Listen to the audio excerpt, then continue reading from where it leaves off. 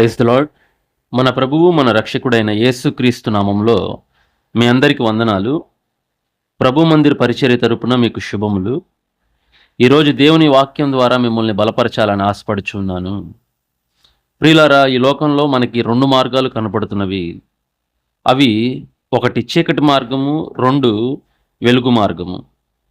అయితే ఈ రెండిటికి అర్థము గనుక గమనిస్తే, చీకటి మార్గం అంటే ఆచార సంబంధమైన జీవితాన్ని జీవించడం, రెండవది లోకపరమైన జీవితాన్ని జీవించడం, మూడవదిగా గమనిస్తే పాపము మరియు మోసములో జీవించటం. అలాగే వెలుగు మార్గాన్ని గనక మనం చూసినట్లయితే సత్యములో జీవించటము, దేవునితో సహవాసము అంటే ఆయనను వెంబడించటము, పరిశుద్ధత కలిగి జీవించటము, ఈ రెండు పదాలకి అర్థాలు మనకి తెలియజేస్తూ ఉన్నవి. ఇప్పుడు మనము గమనించాల్సిన విషయం ఏంటంటే, మానవులుగా పుట్టించిన దేవుడు మనలను వెలుగు మార్గంలోనికి నడిపించాలని ఆశపడుచు ఉన్నాడు. ఒక వెలుగు సంబంధిగా జీవించాలని కోరుతూ ఉన్నాడు. ఇహలోక సంబంధమైన జీవితాన్ని వదిలి హృదయంలో పాపము తొలగించుకొని ఒక శ్రేష్టమైన వెలుగు మార్గమును ఇవ్వాలని ఆయన కోరుతూ ఉన్నాడు. గమనించండి ప్రియులారా, మానవుని యొక్క జీవితము పాపపు జీవితము.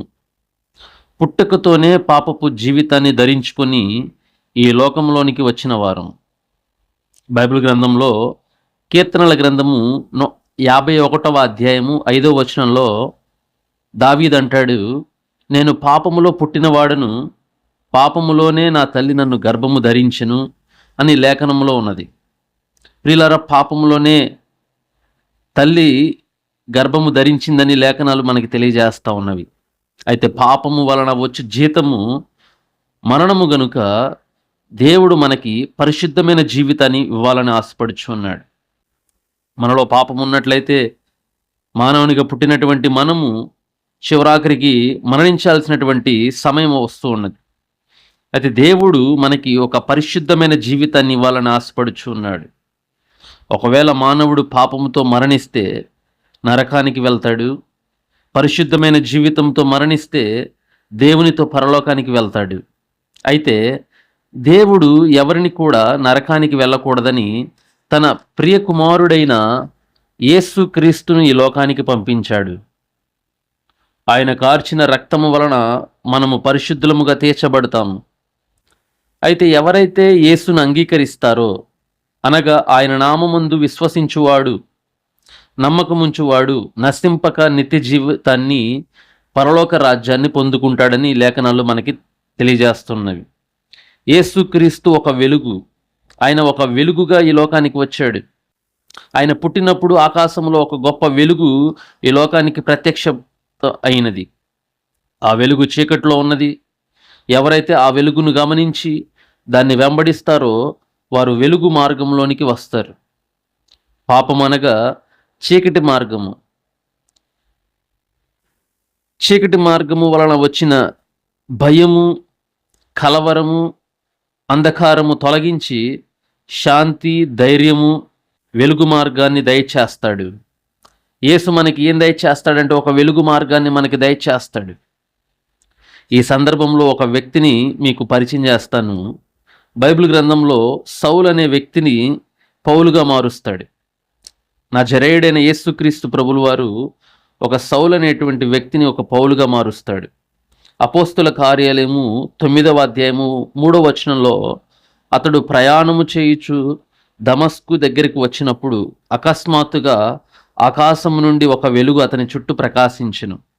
చూడండి ప్రియులారా, సౌలు ఒక ప్రాంతానికి వెళ్తున్నప్పుడు అతని యొక్క ప్రయాణంలో దమస్కు అనేటువంటి ఊరి దగ్గర అకస్మాత్తుగా ఆకాశంలో నుండి ఒక వెలుగు అతని చుట్టూ ప్రకాశించిందంట. తద్వారా సౌలు జీవితము మార్పు చెందింది. వెలుగు మార్గంలోనికి నడిపించాడు దేవుడు. ఇంతకీ సౌలు ఎవరు అంటే, ఆచార సంబంధమైన లోకపరమైన జీవితాన్ని జీవించేవాడు. ఇంకా చెప్పాలంటే యేసుక్రీస్తును అనుసరించే వారిని వేధించేవాడు. మరియు హింసించేవాడు. ఇంకా పూర్తిగా గనక మనం అర్థం చేసుకున్నట్లయితే ఎవరైతే యేసును వెంబడిస్తున్నారో వాళ్ళని చంపేవాడు, వాళ్ళని ఇబ్బంది పెట్టించేవాడు, దేవునికి విరోధముగా అతడు జీవించేవాడు. అంటే దేవునికి అయిష్టమైనటువంటి వ్యక్తి, ఏమాత్రము కూడా దేవునికి ఇష్టపరమైనటువంటి జీవితాన్ని జీవించేటువంటి వ్యక్తి కాదు సౌలు. అయితే దేవుని యొక్క వెలుగు అతని మీద ఎందుకు పడిందంటే ప్రియులారా, అతడు చీకటి మార్గంలో నుండి వెలుగు మార్గంలోనికి రావాలని దేవుడు ఆశించాడు. దేవుని కార్యాలకు ఆటంకముగా ఉండేవాడు. అయితే దేవుని వెలుగు అతన్ని ప్రకాశించినప్పుడు అతడు ఆ వెలుగు చూడలేక నేల మీద పడిపోయాడు. అతనిలో ఉన్న పాపము యేసు యొక్క వెలుగు ముందు తట్టుకోలేక నేలను పడిపోయాడు. పరిశుద్ధుడై యేసు ముందు ఏ పాపి నిలవలేడు. పరిశుద్ధుడైన యేసుక్రీస్తు ప్రభుల ముందు ఏ పాపి కూడా నిలవలేడు. ఆయన యొక్క వెలుగు ఆ పాపాన్ని తొలగిస్తుంది. పడిపోయిన వాడికి పైకి లేపి ఒక పరిశుద్ధమైన జీవితాన్ని ఇచ్చి అనేక మందికి పరిచారకునిగాను సాక్షినిగాను నియమించాడు. పౌలు అనేక సంఘాలు స్థాపించి పరిశుద్ధుల సహవాసమును అనుగ్రహించి ఒక పునాది వేశాడు. చీకటి నుండి వెలుగు మార్గంలో దేవుడు అతను నడిపించాడు. వెలుగు మార్గంలో ఉన్నాడు కాబట్టి అనేక మందికి ఆశీర్వాదకరముగా ఉన్నాడు. ప్రియులారా, వాక్యము వింటున్న నీవు ఇంకా చీకటి మార్గంలో చీకటి సంబంధమైన జీవితాన్ని జీవిస్తున్నట్లయితే ఆ జీవితము నీకు ఎంత మాత్రము ఆశీర్వాదకరముగా ఉండదు. నిరాశ, అపజయాలు, కరువు, ఇబ్బందుల సమస్యలతో జీవితము అవుతా ఉంటుంది. అర్థం కాని జీవితాన్ని జీవిస్తూ ఉంటాం.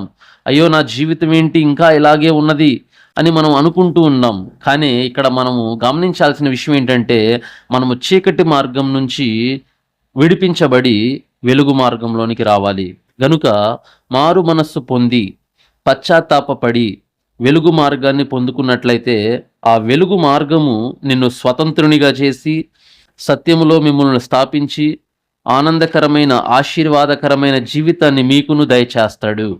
కావున ఒక చిన్న తీర్మానాన్ని తీసుకొని నేడే ఒక మారు మనస్సు పొందుకోవాలని ఆశిస్తూ ఉన్నాను. అట్టి కృప దేవుడు మనల్ని దీవించునుగాక. Amen, amen.